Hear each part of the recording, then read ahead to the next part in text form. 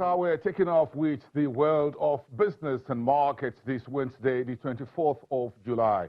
Welcome to the show. I am Boston Amafaya. We welcome our viewers here in Nigeria and around the world. So the President Buhari's ministers in key economic portfolios during the first term failed to make the second term list of the nominees he sent to the Senate on Tuesday.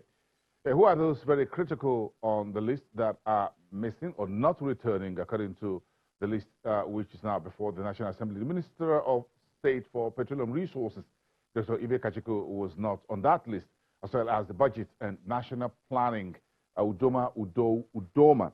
Also missing on the list released was the Industry, Trade and Investment Minister, Okechukwu Enelama, as well as his Minister of State, Aisha Abubakar. Both of them are not coming back in the President Buhari's second term. Also missing on the list is the Minister and the Minister of State for Agriculture and Rural Development, Auduogbe and Heineken Lokobiri. In the Ministry of Communications, the former Minister, Adebayo Shito, is not coming back, going by yesterday's list of nominees. And in the Ministry of Mines and Steel, Abubakar Buhari, who replaced Dr. Kayode Fayemi, who is now the governor of Ekiti State, is not coming back as well. So those are those we considered very critical for Nigeria's economy, but their names are not missing. So what does it really mean when you look at President Buhari's first term in office and how he thinks he will rejig the economy in his second term if these individuals are not returning into office? Mixed reactions, however, have trailed the president's new ministerial list of candidates that the Senate says their screening will start today. That's on the local front. Let's bring you what's going on in the global space very quickly, and you keep this in mind. The International Monetary Fund yesterday released the update of the World Economic Outlook. The one earlier was in April, and it's just been updated.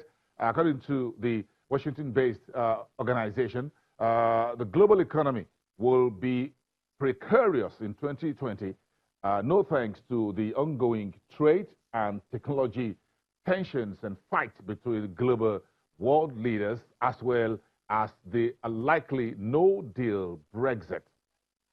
The IMF says global economic recovery, which was earlier seen for 2020, is now uncertain. So the Bretton Woods institution revises global growth forecast by 0.1% to 3.2% for this year and 3.5% in 2020. In a different scenario, we have a new survey. Bloomberg also releases its new Economic Forum survey of 20,000 business professionals across 20 markets around the world, which includes Nigeria, Egypt, and South Africa. The survey is on what the future will hold. Bloomberg wants to find out what the future will hold as power shifts towards new economies. The survey, according to Bloomberg, shows that 54% of the respondents agree that by the year 2035, China and India will have beaten the United States as the world's center of technology innovation.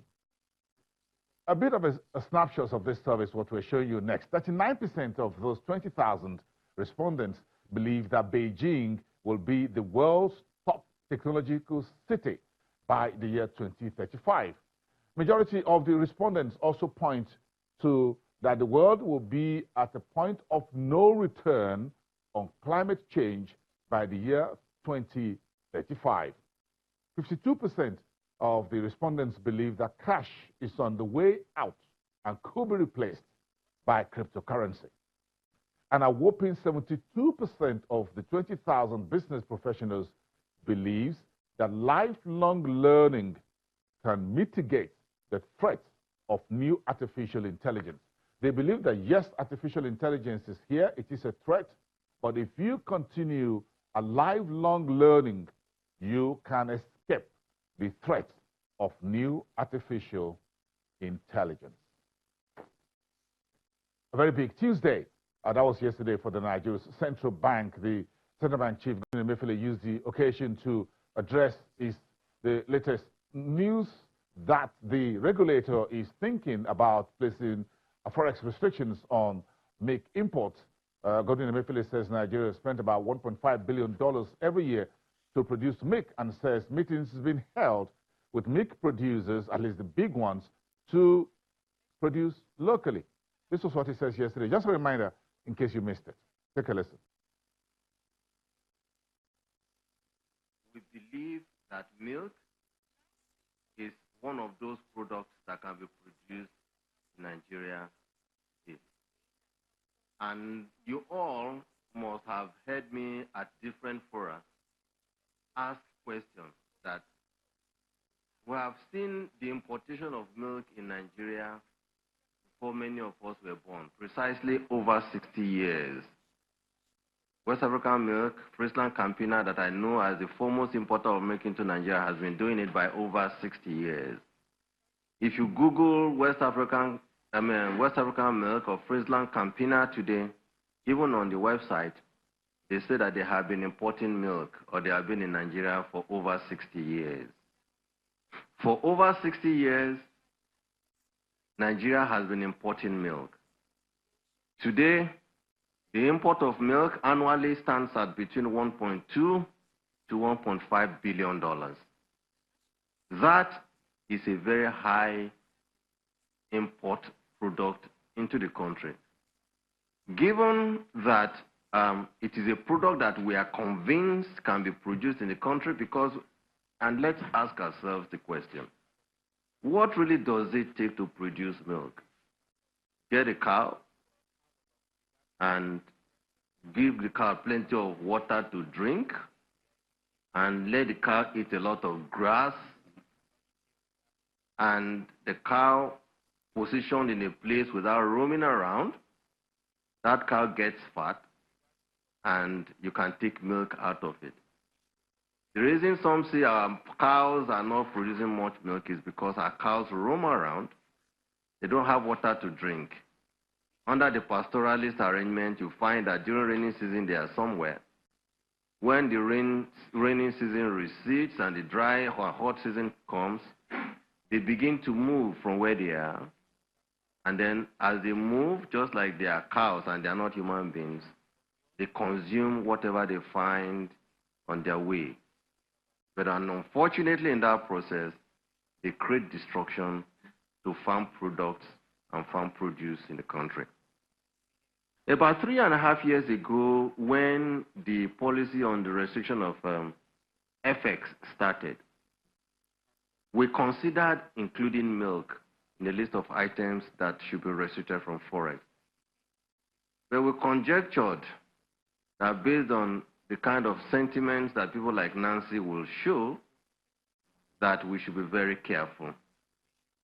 We called in the management of the oldest milk importing company into Nigeria, WAMCO, into Central Bank in Lagos. We held at least 3 meetings with them. The IMD came with one of their ladies, and we held those meetings. We told them this would have happened, but that we decided not to allow it happen, but that we were trying to use the opportunity to appeal to them to backward integrate. Integrate backwards and begin a process of development and producing your milk in Nigeria. There are obviously 2 schemes. Either the West African milk or the milk importers acquire land and begin to graze their own cows and then fatten them and take the milk. And then, of course, they can also be complemented by the pastoralists who own their own smallholder, under a smallholder farming livestock farming arrangement.